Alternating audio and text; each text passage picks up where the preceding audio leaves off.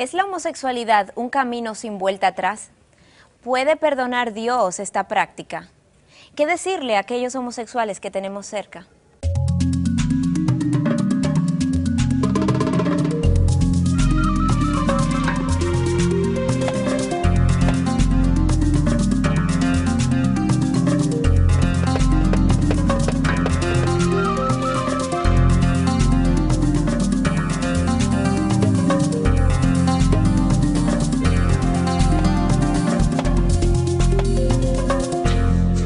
¿Qué tal, Miguel? ¿Cómo te encuentras? Y entramos a nuestro tercer programa de la homosexualidad. Así es, Patricia, muy bien y muy contento de poder continuar desarrollando esta serie que hemos comenzado. Sí, en un primer programa examinamos los aspectos que tienen que ver con el origen de la homosexualidad y la gran interrogante era, ¿la persona nace homosexual o la persona adquiere una conducta por diversos factores que le hacen entonces seguir estas prácticas? Sí, estuvimos viendo cómo muchos opinan, ¿verdad? Han opinado que la homosexualidad tiene un origen genético y sin embargo otros investigadores han desestimado esos estudios precisamente porque ellos no han podido duplicar los hallazgos de los investigadores originales. Yo me pregunto, Miguel, ¿cómo cambiaría el panorama si de repente se pudiera probar que ciertamente la homosexualidad tiene un origen genético, que la persona nace con una precondición a ser homosexual?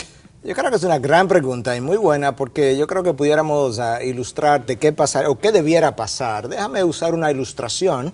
La diabetes hoy en día, el tipo 2, se conoce que es una enfermedad genética, es pasada de una generación a otra. El niño nace con ella. El niño o nace con el gen que lo predispone.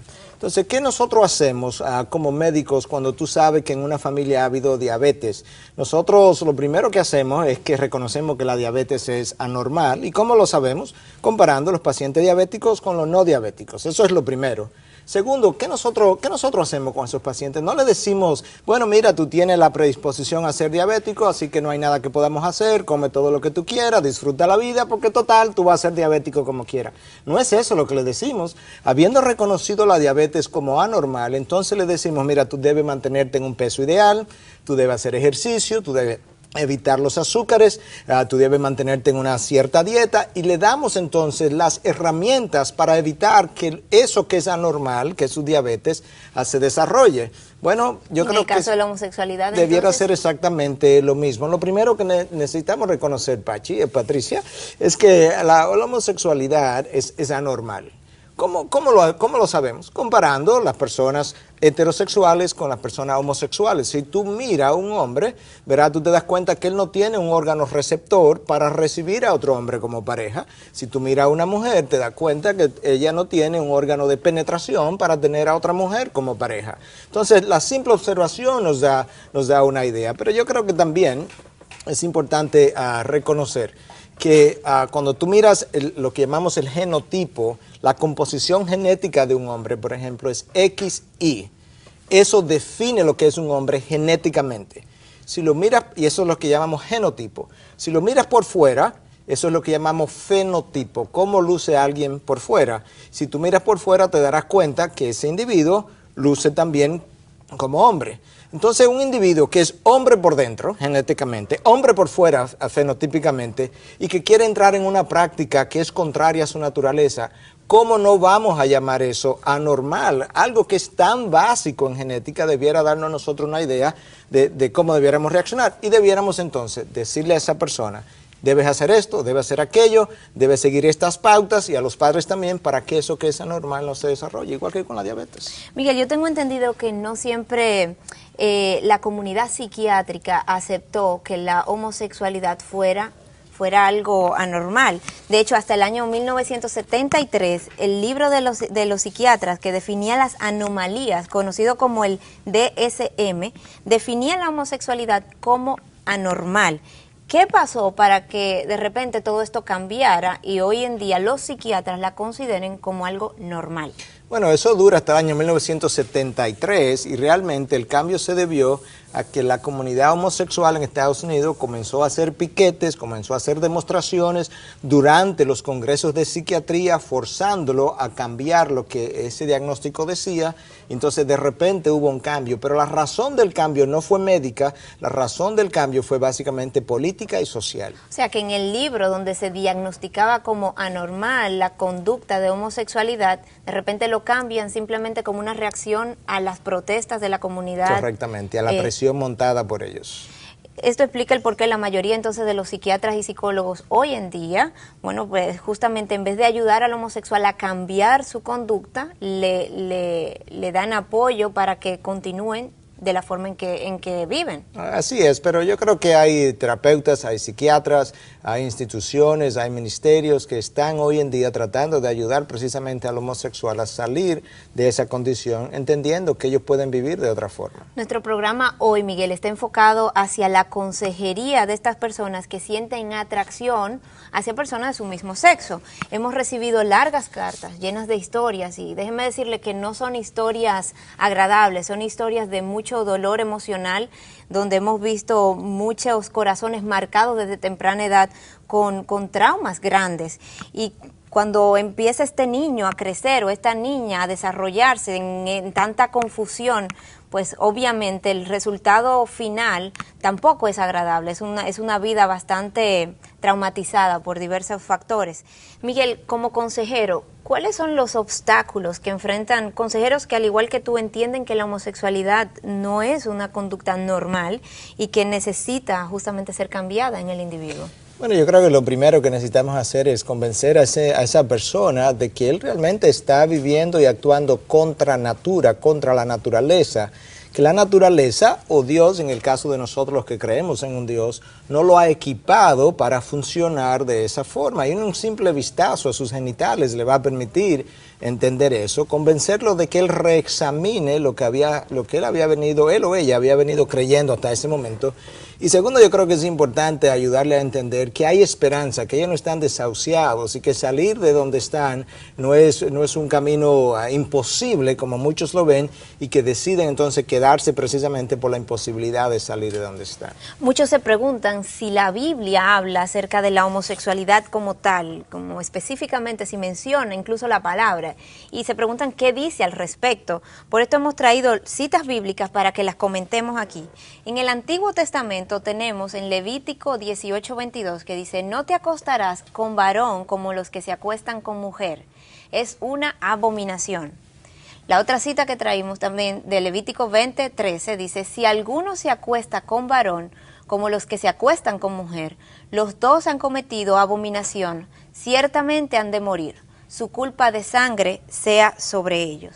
Bueno, tú encuentras ahí en esas dos citas que acaba de mencionar tres conceptos importantes. Uno es el concepto de la prohibición. No puedes hacer esto, un hombre no puede hacer esto con otro hombre como lo hace con mujer. Esa es la primero. Segundo, el concepto de que esta práctica para Dios es una abominación.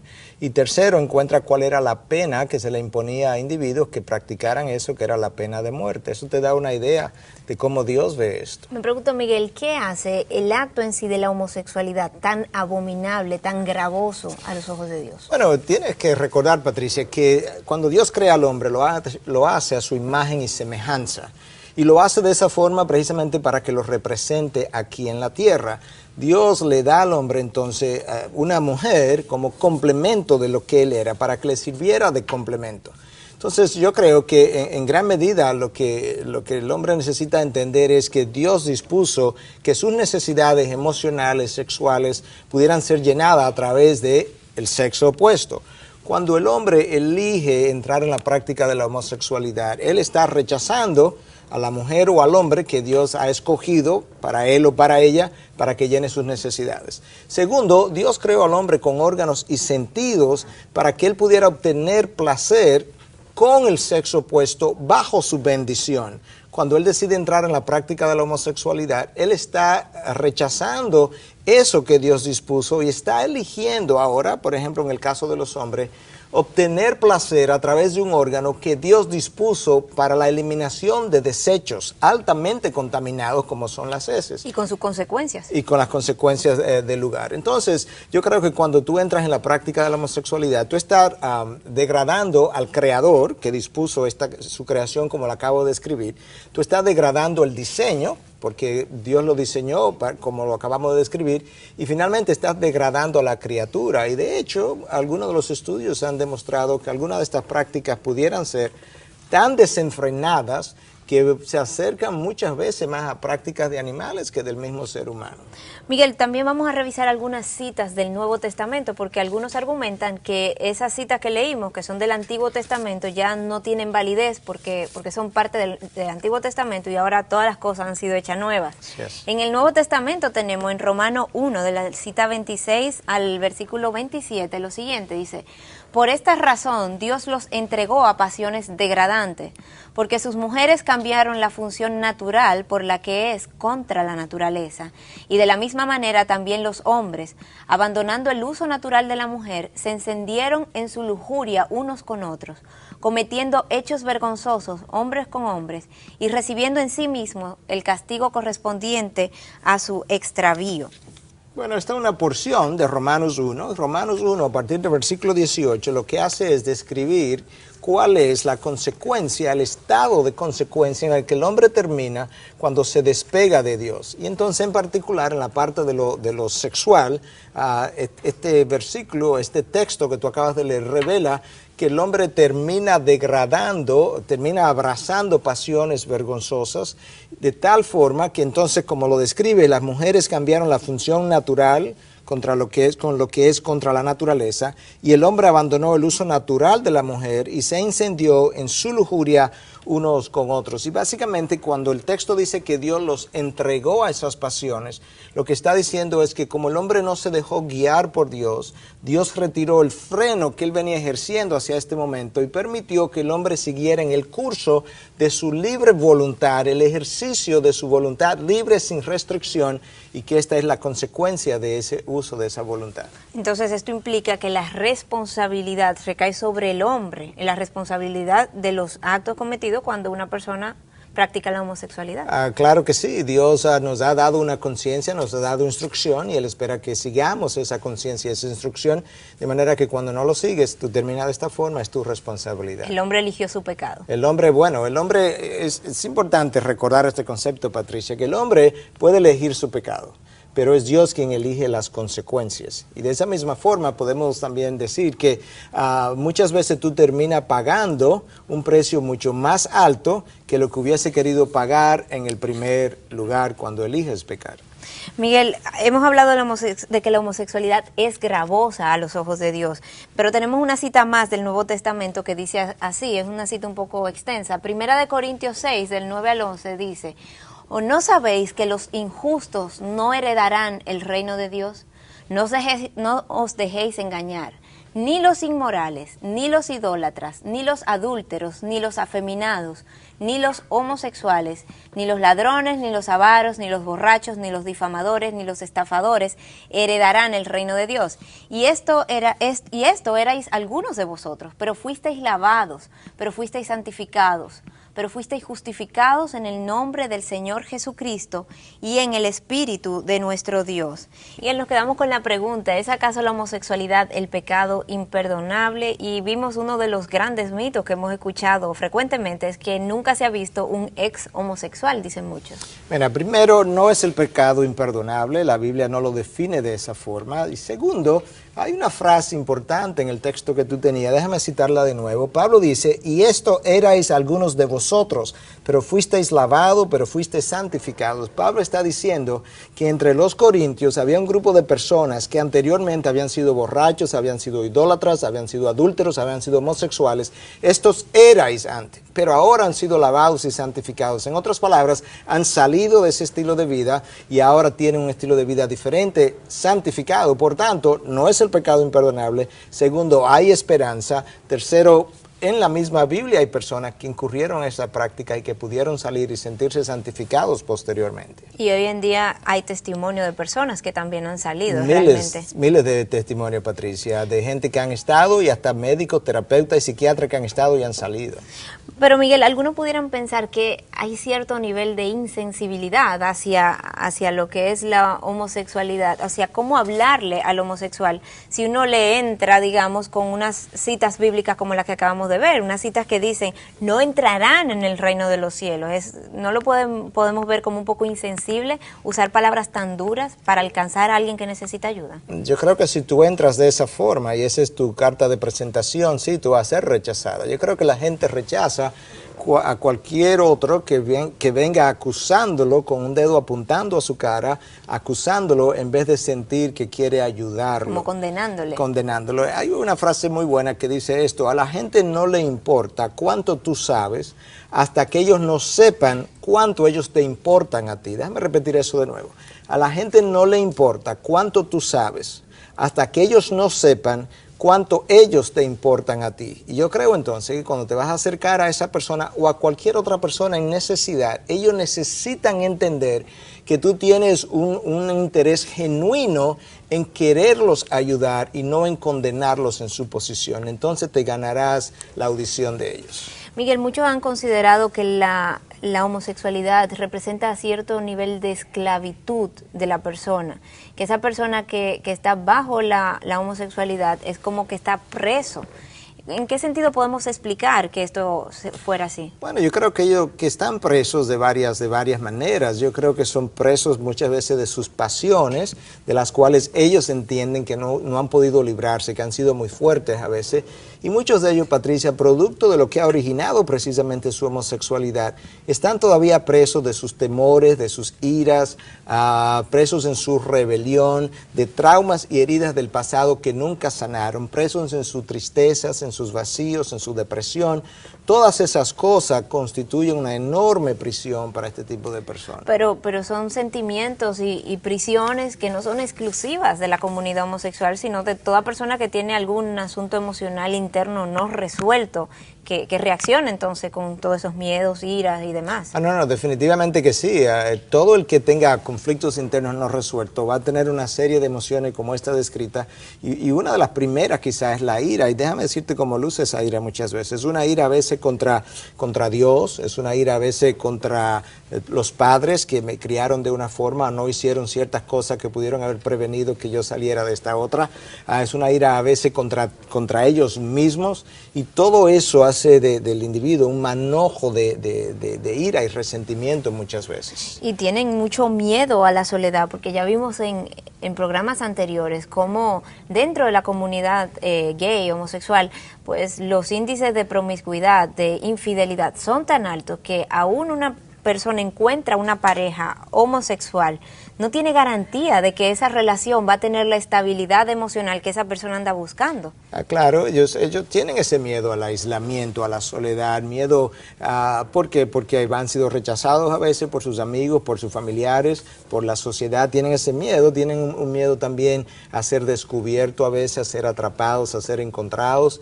De manera que tú te das cuenta que el mundo emocional interno de estos individuos es bien complejo y bien complicado. Esto nos sensibiliza a nosotros para poder hacerle entender a ellos por qué nos importan tanto.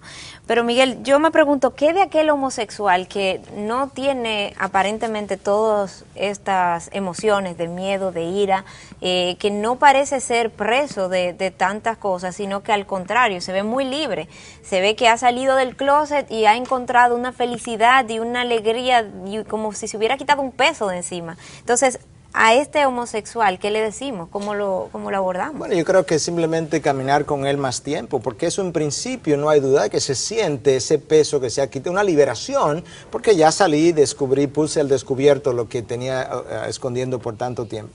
Pero Patricia, recuerda una liberación de ese miedo que tenían a ser descubierto. Exacto, pero eso es uno.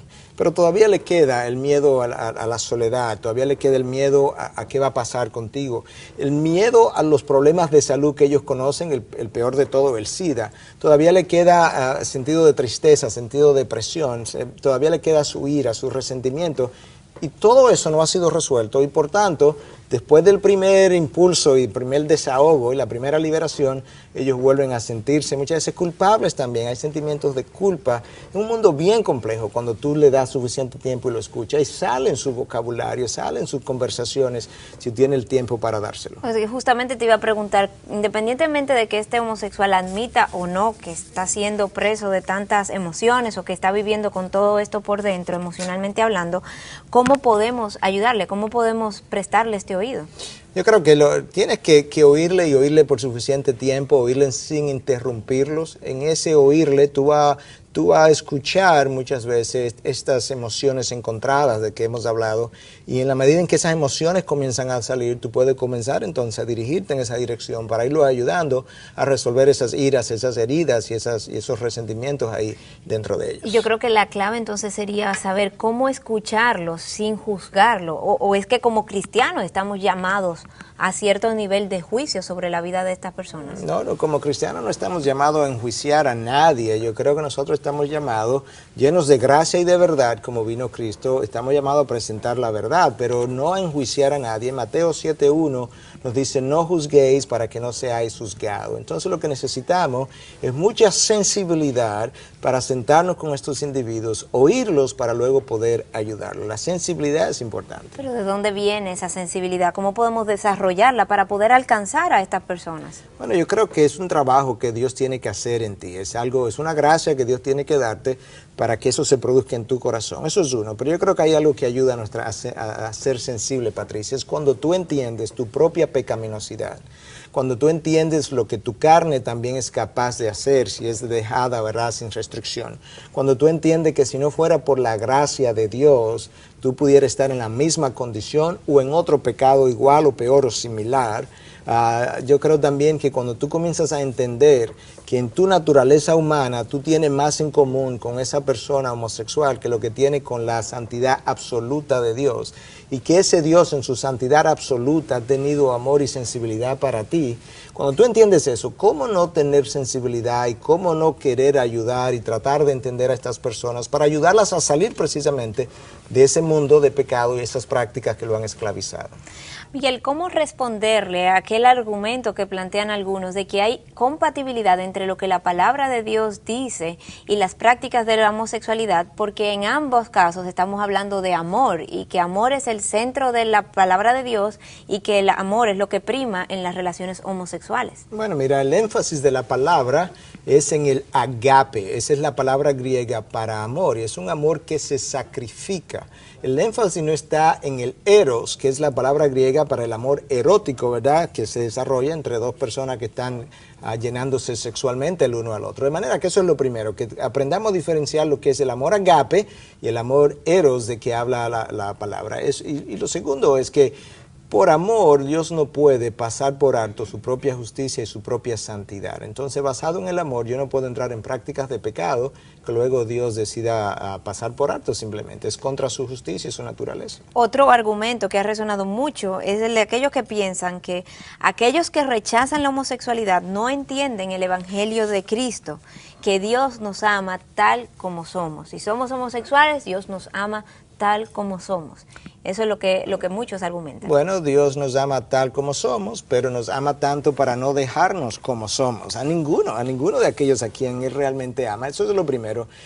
Patricia, un padre de familia, cuando un niño de 9 meses, 1 año, se está todavía orinando en la cama, él lo ama tal como él es y tal como se está comportando, pero lo ama tanto para disciplinarlo, para que no se siga orinando en la cama. Le da disciplina. Bueno, eso mismo es Dios. Si la Biblia, Miguel, es tan clara en su oposición a la homosexualidad, ¿qué tan sensible pudieran ser la comunidad homosexual hacia lo que la palabra de Dios tiene que decirle, hacia las cosas de Dios?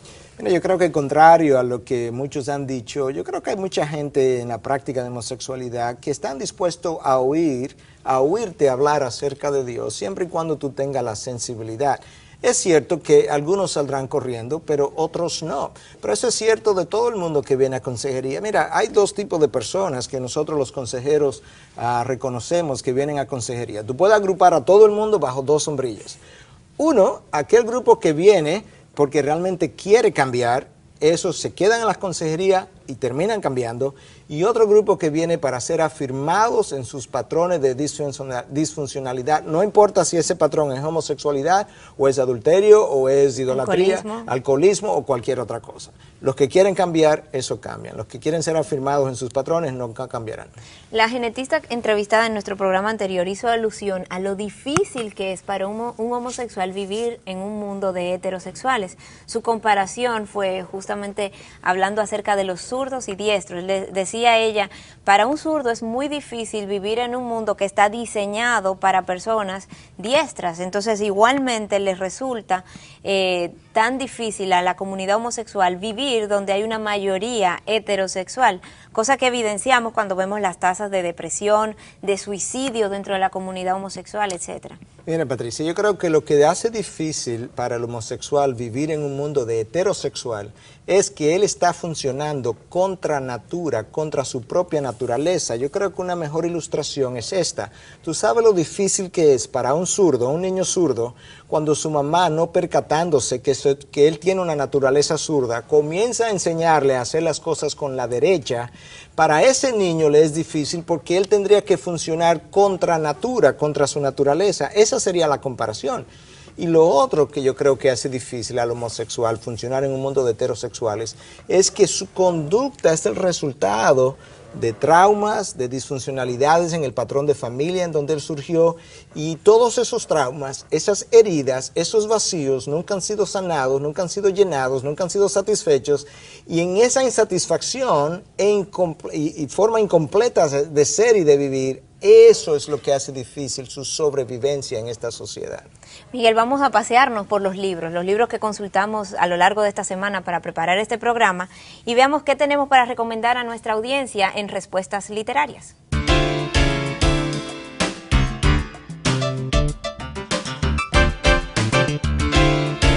Hoy en Respuestas Literarias tenemos dos obras que recomendaremos porque no son solamente buenas para el consejero, sino para cualquier persona interesada en profundizar en el tema de la homosexualidad y cómo aconsejar a aquellos que tenemos cerca. Claro, el primero de esos dos libros es Cuando el homosexual pide ayuda, de Esli Carvalho, y tiene una observación aquí arriba que dice testimonios de ex-gays, y es interesante porque dentro tú vas a encontrar en el índice que va a tratar temas como acercamientos cristianos a la homosexualidad, cómo hacerlo, pueden cambiar los homosexuales, hay una teología pro-gay, argumentos religiosos, argumentos de las escrituras, de manera que yo creo que esto es una obrita pequeña pero buena para que todo aquel que esté interesado en conocer cómo ayudar a un homosexual. Y la segunda obra que la tenemos en inglés, lamentablemente aún no ha llegado en español. Así es. Pero nos sirvió de mucho apoyo a lo largo de la preparación del programa. Claro, es Counseling the Homosexual, o aconsejando al homosexual, y tiene aquí una nota que dice que esto es una visión con compasión o de compasión y bíblica, una guía para pastores, para consejeros y aún para personas no profesionales. Y realmente tiene mucho que decir aquí dentro de cómo aconsejar a esa persona, de las cosas, los obstáculos que tiene que vencer, de cómo esta persona debe ser admitida y tratada dentro del cuerpo de Cristo para que pueda alcanzar sanación de todas estas cosas que le han llevado a la práctica de la homosexualidad.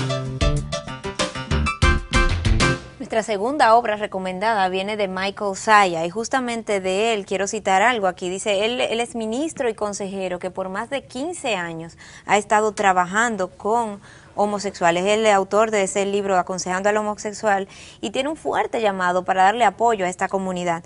Él nos reporta justamente que la frase como nunca conocí a mi padre nunca estaba cerca, nuestro padre nunca nos hablaba a menos que no estuviera airado, o mi papá era tan agresivo que me asustaba hablar con él. Esas son frases muy comunes en la mayoría de los casos de los que él ha tratado. ¿Qué podemos aconsejarle, Miguel, a una persona que viene con un pasado como este? Yo creo que lo primero es precisamente ayudarle a entender de dónde vienen ese impulso, ese deseo de tener relaciones homosexuales. Porque este individuo necesita entender, a juzgar por las frases que tú acabas de mencionar, que hubo una figura paterna, una figura masculina que él no tuvo como padre. Y cuando él comienza a relacionarse a otro hombre, a otra persona de su mismo sexo, él anda buscando en él esa figura masculina que nunca tuvo. Pero lamentablemente ese otro hombre no va a poder hacer lo que su padre no hizo en el pasado. Tú no puedes cambiar el pasado. Ahora, Dios sí puede cambiar el efecto que el pasado tuvo y cambiar eso en el presente. Si ese individuo establece una relación estrecha con Dios, él podrá encontrar en su Padre celestial lo que él no tuvo en su Padre terrenal. Y eso es donde está la sanación, Patricia. Miguel, tú hablas del homosexual que busca esa figura masculina, pero no pudiéramos pensar en casos donde ese homosexual no está buscando sustituir ninguna figura paterna o masculina, sino que lo hace puramente empujado, digamos, por un deseo sexual, de atracción sexual solamente. Mira, este autor Michael Syed, que citaste, ¿verdad? Y que ahorita estuvimos mostrando uno de sus libros, él ha hecho esta pregunta a muchos homosexuales, que qué buscaba cuando tuvo su primera relación homosexual. Y yo te voy a leer literalmente lo que él reporta. Él dice, la respuesta nunca ha sido sexo. Esos homosexuales buscaban afecto, compañía, comunicación, identidad, seguridad. El problema está en lo que la psicología llama la sexualización o erotización de las necesidades. Y él dice, eso ocurre cuando el individuo entiende que sus necesidades emocionales pueden ser suplidas a través de relaciones sexuales. Algo sumamente peligroso es que el sexo le resulta poderoso y placentero y rápidamente refuerza la conducta asociada al mismo.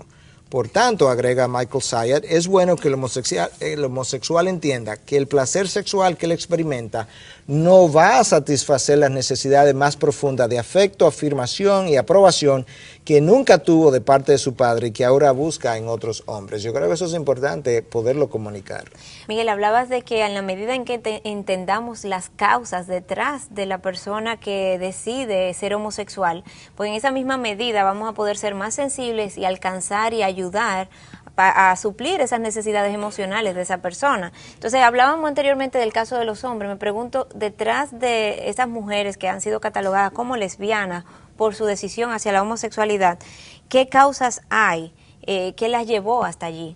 Bueno, recuerda, ¿verdad?, que en un programa anterior hablamos de que en el caso de las lesbianas muchas veces tú tienes en el trasfondo una niña o una adolescente que fue abusada, que fue irrespetada, que fue violada, o en algunos casos que yo he visto incluso niñas que sufrieron una gran decepción con relación a la figura paterna y se quedaron totalmente decepcionadas cuando su héroe hizo tal o cual cosa. Entonces desarrollan ellas, producto de esas heridas, entonces comienzan a huirle precisamente a lo que es ese mundo de los hombres, ese mundo masculino, pensando que si se relacionan con mujeres, ese mundo será menos amenazante. La realidad es que ese vacío con el que ellas subieron, esa otra mujer no va a poder llenarlo y va a tener entonces otras heridas y otros vacíos de otra índole que se van a perpetuar a lo largo de los años. Y eso es importante que ellas puedan entender. Miguel, en la medida en que nos acercamos al final del programa, me pregunto y me preocupa que ciertas personas que nos estén viendo y escuchando puedan interpretar que realmente por todos estos trasfondos emocionales de donde vienen estas personas, que en la presencia de Dios no hay cabida para ellos, que ellos están desahuciados y que no pueden llegar hacia Dios porque vienen con tantos problemas y han sido víctimas de tantas cosas feas que no se ven delante de Dios. Mira, y honestamente yo creo que hay personas, hay cristianos que se han comportado de una forma que quizás le han transmitido ese sentir al homosexual de que él no puede encontrar cabida si se arrepiente incluso delante de Dios. Y yo creo que para hablar un poquito de eso yo quiero citar esta cita de Primera de Timoteo, capítulo 1, versículos 15 y 16, donde el apóstol Pablo, ¿verdad?, le escribe a su discípulo y le dice lo siguiente: Cristo Jesús vino al mundo para salvar a los pecadores. Oye, como Pablo lo dice, entre los cuales yo soy el primero. Sin embargo, por esto hallé misericordia, para que en mí, como el primero, Jesucristo demostrara toda paciencia como un ejemplo para los que habrían de creer en Él para vida eterna. Yo creo que el homosexual puede tener confianza en la misericordia de Dios si se arrepiente de esa misma forma la gracia de Dios, la misericordia de Dios brillará mejor precisamente en ese mundo, en ese trasfondo de donde él viene. Por eso dice Pablo en Romanos 5, donde abundó el pecado, abundó la gracia. Eso no quiere decir que Dios aplaude el pecado, sino que cuando Dios vierte su gracia sobre una persona que viene de un trasfondo muy oscuro, muy pecaminoso, su gracia brilla mejor precisamente por la oscuridad de donde él viene.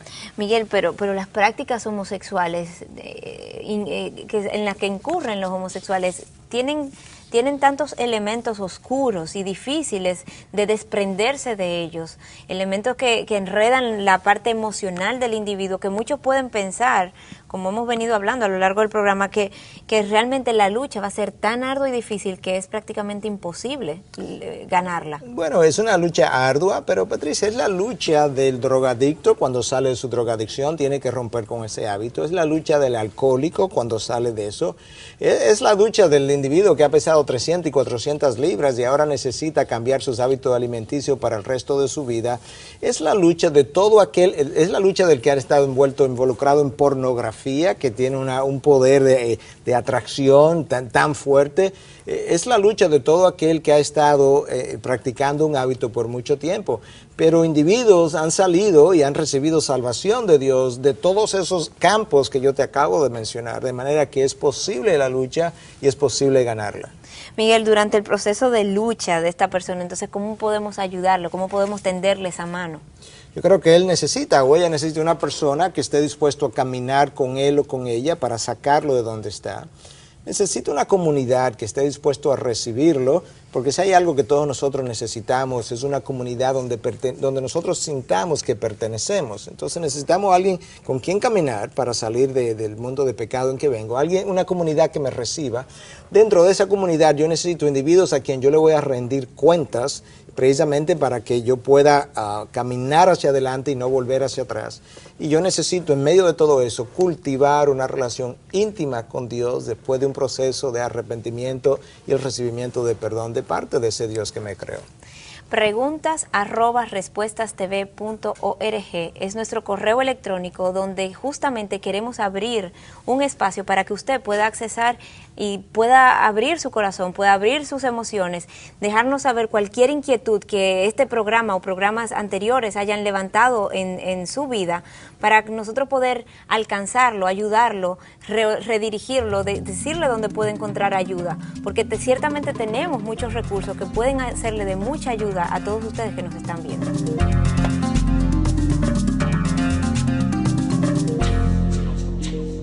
La primera pregunta que tenemos aquí dice: ¿por qué un creyente con mucho tiempo en el Evangelio se deprime, a veces sin ninguna razón? ¿Cómo se puede salir de la depresión? Yo creo que primero, un concepto que se le ha vendido al cristiano es que el cristiano que está caminando con Dios no se deprime, no tiene ciertas ansiedades o nerviosismo de vez en cuando. Yo creo que eso es un gran error. Tenemos un cuerpo caído y ese cuerpo caído sufre de problemas. Entonces, eso para comenzar. En cuanto a la depresión, hay dos tipos de depresiones, Patricia. La depresión exógena tiene que ver con un acontecimiento que pasa alrededor mío, la muerte de mi papá, la muerte de mi mamá, la muerte de mi esposa, pero hay una depresión médicamente definida, conocida como depresión endógena, que no tiene nada que ver con lo que está pasando a mi alrededor, tiene que ver con neurotransmisores a nivel del cerebro que necesitan ser regulados, y uno de esos neurotransmisores se llama serotonina. Hay individuos que con su vida estando completamente bien, tanto en la vida cristiana, en la vida emocional, en todo su alrededor, su vida económica, todavía se deprimen. ¿Por qué? Porque su cuerpo caído tiene una deficiencia a nivel de esos neurotransmisores del cerebro que requiere que sea ajustada. Entonces, ¿cómo se sale de la depresión? Bueno, consejería va a ayudar, una relación con Dios obviamente que esté en su lugar, pero en ocasiones necesitamos medicar a esos pacientes porque tienen esa deficiencia a nivel cerebral que aunque el resto de su vida esté bien, esa parte del órgano, ese neurotransmisor está deficiente. Es algo fisiológico y por lo cual no debe sentir ningún sentido de culpa por haber tenido que depender de ese medicamento o algo así. Definitivamente. Ok, la segunda pregunta nos dice: ¿dónde empieza la tentación? Muchas veces existe en la mente de nosotros, pero otras veces Satanás usa las circunstancias para tentarnos.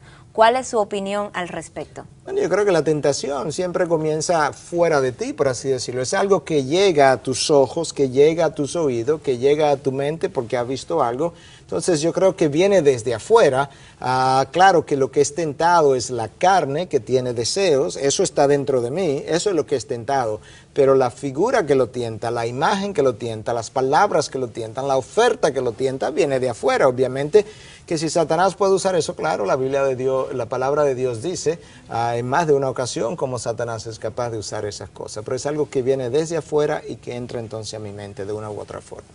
www.respuestastv.org es nuestra dirección en internet, donde usted puede accesar a la sección de preguntas y hacernos llegar preguntas como esta o similar a alguna inquietud que haya tenido. O puede directamente escribirnos a nuestro correo electrónico preguntas@respuestastv.org, donde le contestará la producción de respuesta a la mayor brevedad posible y de forma personal sus inquietudes.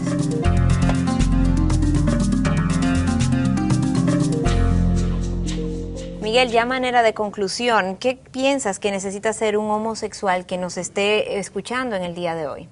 Bueno, yo creo que lo primero que necesita es reconocer que su práctica es pecaminosa. Cuando él comienza a hacer esto, él recibe convicción. La palabra convicción es un término legal que implica el recibir suficiente evidencia hasta que mi mente queda convencida de que he estado en el error. Eso es número uno. Número dos, él necesita pasar por un proceso de quebrantamiento, donde mi orgullo es quebrantado, donde mi ira, mis resentimientos, cosas de atrás son quebrantadas. Entonces, a través de ese quebrantamiento, yo comienzo a recibir sanación de Dios. Número tres, él necesita hacer una renunciar a sus prácticas de pecado, sus prácticas anteriores, como algo a lo que él no quiere volver. Entonces, cuando él comienza a hacer eso, él está preparado ahora para pedirle perdón a Dios por esa práctica, por esos pecados. La palabra dice que cuando confesamos nuestros pecados, Dios es fiel y justo y nos perdona. Él recibirá perdón de Dios cuando él haga eso. Lo próximo que él necesita hacer, una vez él ha sido perdonado, Patricia, es restitución. ¿Qué significa eso? Yo necesito mirar hacia atrás y ver las personas que quizás yo engañé, a las que le mentí, a las personas que yo dañé, a personas que herí. Entonces volver a esas personas y pedirle perdón, porque estoy haciendo restitución y hablándoles a ellos entonces de por qué estoy haciendo eso, ¿verdad? Porque estoy en un nuevo camino, estoy con una nueva vida que Dios me ha regalado. Y finalmente, dos cosas que son importantes para esa persona. Él necesita ganar una nueva visión de lo que él es, un nuevo concepto de sí mismo.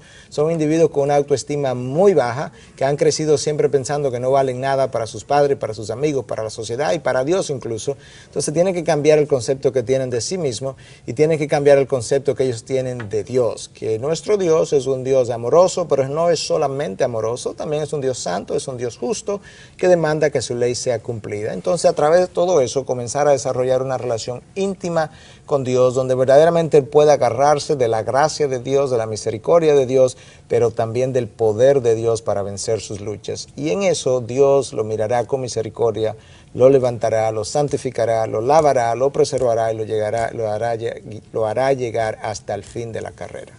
Miguel, en el primer programa acerca de la homosexualidad, porque esto es una serie que hemos venido desarrollando, hablamos de dónde estamos hoy como sociedad con relación al tema de la homosexualidad. Nuestro segundo programa se enfocó en lo que son los matrimonios del mismo sexo. El programa de hoy fue dedicado justamente a la consejería de esas personas que están viviendo en homosexualidad. Y creo que sería importante, a modo ya de cierre de esta serie, quisiéramos un programa acerca de lo que es la prevención de la homosexualidad. Claro, yo creo que sin ese programa la serie estuviera incompleta, Patricia, 100% de acuerdo. Muchísimas gracias, Miguel, por haber compartido este espacio con nosotros. Bueno, gracias a ti por la oportunidad de hacer el programa junto contigo y con nuestros televidentes. A ustedes, amigos, recuerden nuestro correo electrónico preguntas@respuestastv.org. Será hasta la próxima. Pasen muy buenas.